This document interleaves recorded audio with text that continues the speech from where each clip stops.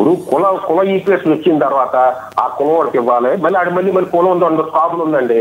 ఒక తోట తిరుమూర్తులు కానీ, జ్యోతులు నెహ్రూ కానీ ఇలాంటి నోరున్న వాళ్ళకి మినిస్టర్లు ఎవరు? ఒక రాజశేఖర రెడ్డి ఇవ్వలేదు, చంద్రబాబు నాయుడు గారు ఇవ్వలేదు, జగన్మోహన్ రెడ్డి గారు ఇవ్వలేదు, ఎవరు ఇవ్వలే.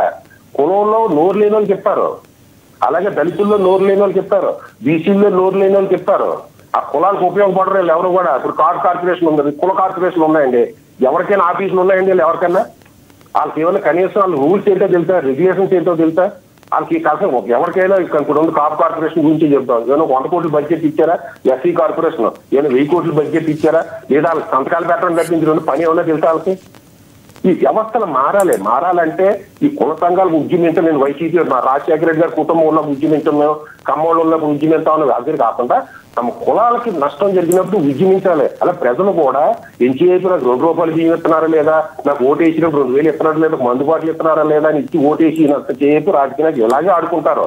రైట్ అక్షర్ సత్యం మార్పు రావాలంటే ప్రజల్లో కూడా మార్పు రావాలి. రైట్ అక్షర్ సత్యం గారు కూడా మార్పు రావాలి. నేనేమో పవన్ కళ్యాణ్ గారికి చెప్పి, మా వెంకటేష్ గారు, జగన్మోహన్ రెడ్డి గారికి చెప్తే ఈ రాజకీయ నాయకులు మా ఇద్దరి మధ్యన ఈ ఓటర్ మధ్య ఇలా అమ్ముడుపోతే ఇలా ఆడుకుంటూనే ఉంటారు వ్యవస్థలతోటి. రైట్ అండి, ధన్యవాదాలండి మీ అభిప్రాయాన్ని తెలియజేసినందుకు అక్షర్ సత్యం గారు. నెక్స్ట్ వెంకటేష్ గారు కంక్లూడ్ చేయండి సార్ ప్లీజ్. ఇప్పుడు అక్షర్ సత్యం గారు చెప్పినట్లు జగన్మోహన్ రెడ్డి గారు 1 రూపాయి కూడా కాపు కార్పొరేషన్కి ఇవ్వలేదు అని చెప్పేసి, అంతకుముందు చంద్రబాబు నాయుడు గారు సంవత్సరానికి 500 కోట్ల రూపాయలు చొప్పున 2000 కోట్లు 2500 కోట్లు ఆయన స్పెండ్ చేశాడని చెప్పేసి చెప్తున్నారు. మరి ఇంత వక్రీకరణలు, ఇంత దిగజారుడుతనం, ఇంత అనైతికమైనటువంటి మాటలు వీళ్ళ నోట్లోంచి ఇప్పుడు ఒక విశ్వాసం అనేది ఉంటుందండి. మీ ఇంటికి వచ్చినప్పుడు నాకు ఒక ముద్ద అన్నం పెడితే నేను బయటికి వెళ్ళి ఎడాపెడా మాట్లాడకూడదు మీ గురించి. సుమారుగా 32,000 కోట్ల రూపాయలు డైరెక్ట్ డిపిటి పథకం కింద. నేను 5 సంవత్సరాలు చెప్పలే, ఆ కుల కార్పొరేషన్ వచ్చిందే 2 సంవత్సరాల తర్వాత వచ్చింది. ఆయన 1500 కార్పొరేషన్ జగన్మోహన్ రెడ్డి గారు బయట ఏమైనా పెట్టారా? రిపోర్ట్ అంటున్నా, జగన్మోహన్ రెడ్డి గారు పని చేశారు కదా, కనీసం 1500 కోట్లు కూడా ఇవ్వలేదు కదా అంటున్నా. జగన్మోహన్ రెడ్డి 100 కోట్లు ఇచ్చారా? సత్యం గారు ఆయన మాట్లాడినివ్వండి, వెంకటేష్ గారిని మాట్లాడినివ్వండి. అవసరమైతే మీకు 1 మినిట్ కంక్లూడ్ చేద్దరు కానీ ఆయన మాట్లాడినివ్వండి. లెక్కలు చెప్తాను, నువ్వు రాసుకో. ప్రతి మేజర్ స్కీమ్ కింద 15,000 రూపాయల చొప్పున 5 సంవత్సరాల పాటు 45 సంవత్సరాల నుంచి 60 సంవత్సరాల మధ్య ఉన్నటువంటి కాపు మహిళలకి 16,000 కోట్ల రూపాయల 256 కోట్లు 16,256 కోట్లు నేరుగా వాళ్ళ అకౌంట్లో డిపాజిట్ చేసిన వ్యక్తి జగన్మోహన్ రెడ్డి. సుమారుగా ఈరోజు గూగుల్ చేసుకోండి, 32,000 కోట్ల రూపాయలు జగన్మోహన్ రెడ్డి టైంలో వివిధ పథకాల ద్వారా కేవలం కుల వర్గీకరణ కింద కాపుల జేబులోకి డబ్బులు పంపించినటువంటి వ్యక్తి. మీరు ఛాలెంజ్ చేసి చెప్తాను, దీనిలో 10% ఈ రోజు కాపులకి ఈ సంవత్సరంన్నరలో ఇవ్వగలిగారా? జగన్మోహన్ రెడ్డి తన సొంత ప్యాలెస్ లో ఉన్న డబ్బులు తీసుకొచ్చి పెట్టాడని నేను అనట్లేదు.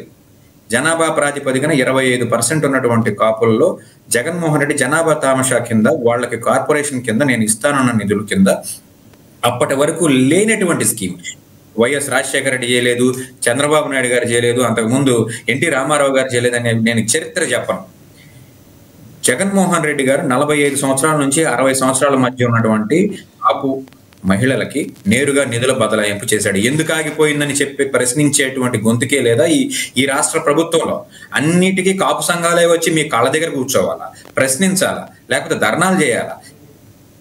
కాపుల టాపిక్ మీద కంక్లూడ్ చేయండి సార్ ప్లీజ్. టాపిక్ మీద కంక్లూడ్ చేయండి, సమయం తక్కువ ఉంది. మీరు ప్రభుత్వంలోకి వచ్చేటప్పుడు ఏమో కాపు కావాలి, ప్రభుత్వంలోకి వచ్చిన తర్వాత ఏమో కరివేపాకు అవ్వాలి. రెండోది, పవన్ కళ్యాణ్ గారు స్పష్టమైనటువంటి కాపు కార్పొరేషన్ గురించి కానివ్వండి, లేకపోతే కాపులకి ఇస్తానన్నటువంటి రిజర్వేషన్ గురించి కానివ్వండి, 9వ షెడ్యూల్ ద్వారా నేను కాపులకి రిజర్వేషన్ రావడానికి నా వంతు ప్రయత్నం చేస్తానన్నాను. ఈ రోజు వరకు ఒక్క నోట్ ఫైల్ అన్నా ఏడ్చారా? నేను డైరెక్ట్గా అడుగుతున్నా. రాష్ట్రంలో 100 మంది ఉంటే 25 మంది కాపులు ఉన్నారు. ఈ రిజర్వేషన్ ఫలాలు మాకు అందాలంటే జగన్మోహన్ రెడ్డి రైట్ రాయల్గా నేను ఇవ్వను, నా వల్ల కాదు అని చెప్పాడు. ఎలక్షన్కి వెళ్ళాడు, గెలిచాడు. మీరు ఇస్తాను, జగన్మోహన్ రెడ్డి చెయ్యడు, జగన్మోహన్ రెడ్డి మోసగాడు కాబట్టే చెయ్యట్లేదు, వైఎస్ రాజశేఖర రెడ్డి మోసగాడు అని చెప్పేసి ప్రచారం చేస్తున్నారు కదా ఊరూరు తిరిగి. మరి సంవత్సరంన్నర సమయం అయిపోయింది కదా, ఈ రోజు వరకు కేంద్ర ప్రభుత్వంలో మీరు నుంచోమంటే నుంచుంటారు, కూర్చోమంటే కూర్చుంటారు. మీరు ఉండబట్టే 2,000 కోట్లు వచ్చినాయి, మీరు ఉండబట్టే ప్రతి గ్రామానికి రోడ్లు వచ్చినాయి. ఇవన్నీ మీరు చెప్తున్నారు కదా, మరి కాపులను మాత్రం ఎందుకు కరేపాకులాగా తీసుకుంటున్నారు అనేది అక్షర సత్యం గారు చెప్తారా, లేకపోతే జనసేన అధికార ప్రతినిధి గారు చెప్తారా అనేది చెప్పండి. ఇక రెండో విషయానికి వంగవేటి ఆశా కిరణ్ గారి గురించి మీరు అసందర్భంగా ఇప్పుడు ఆవిడ ప్రస్తావన తీసుకొచ్చారు కాబట్టి నన్ను క్షమించాలి. నేను చెప్తున్నాను, గురువు గారి భార్య, ఎవరు గురువు గారు? మీ గురువు గారి భార్య కూడా అదే కమ్మ సామాజిక వర్గానికి సంబంధించినటువంటి వ్యక్తి. అయినంత మాత్రాన ఏ రోజన్నా కాపులకి నోటు చేసిందా మహాతల్లి? మీలాంటి వాళ్ళకి మాలాంటి వాళ్ళకి ఎంతమంది వెళ్ళినా కులం చూడకుండా భోజనం పెట్టినటువంటి వ్యక్తి దాసరి పద్మ గారు. అటువంటి క్వాలిటీ ఈ అమ్మాయిలో ఉంటుందని మీరు ఎందుకు అనుకోకూడదు? రంగా కడుపున పుట్టినటువంటి ఒక వ్యక్తి వేరే కుటుంబానికి లేకపోతే వాళ్ళ తల్లిగారి సామాజిక వర్గానికి సంబంధించిన వ్యక్తిని పెళ్లి చేసుకున్నంత మాత్రాన ఆవిడకి